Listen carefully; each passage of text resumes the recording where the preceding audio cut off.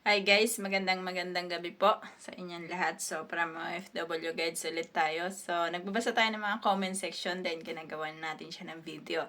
Ito sa kanya, si Ma'am Nali Joy. So, I'm not sure. Yugdal. So, hello sis. Meron ba kayong alam na agent na katulong muna ang work? Basta makapasok lang dyan. Wala daw kasi siyang pera. So, kahit po kasi katulong yung in-applyan nyo dito or nanny or something kasambahay. So, hindi po natin yan inaano kung ano man yung gusto nyong pasukin dito. So, sadya po maglalabas talaga kayo ng pera. So, meron talaga tayong placement fee dito. Hindi po dito zero placement fee. Hindi rin po dito kagaya sa Middle East na sagot ni employer or salary deduction ang ating placement fee. So, kamalas-malasan pa, baka hindi lang placement fee yung kunin sa inyo, pati yung visa nyo. Siyempre, bayad ng visa. Magkano ang visa ngayon? Dati, way back 2021 is 12,000 to 15,000 pesos. So, after nun, syempre, meron pa kayong mga babayaran, mga plane ticket, kung sagot nyo pa rin yung plane ticket. So, medyo malaki-laki talagang pera. Pero kung sakali naman na yung ma-applyan nyo, isagot na ni employer ang visa, tsaka yung plane ticket nyo. So, ang magiging intindihin nyo na lang po ay yung placement fee.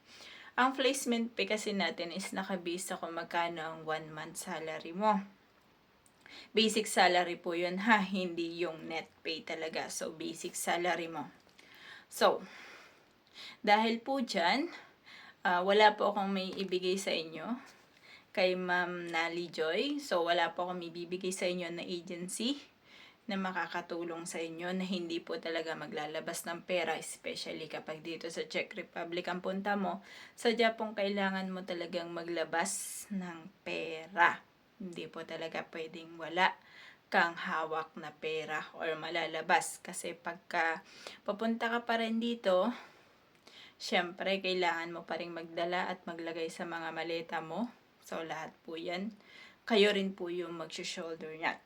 So, yun lamang po yung pagkakaiba ng Czech Republic sa ibang bansa na napuntahan ko. Kasi, sa Taiwan kasi, pagdating mo doon, magpapahiram si agency sa'yo ng pera. So, nagpapahiram po sila kung gusto nilang manghiram ka ng pera para may 1 month kang panggastos.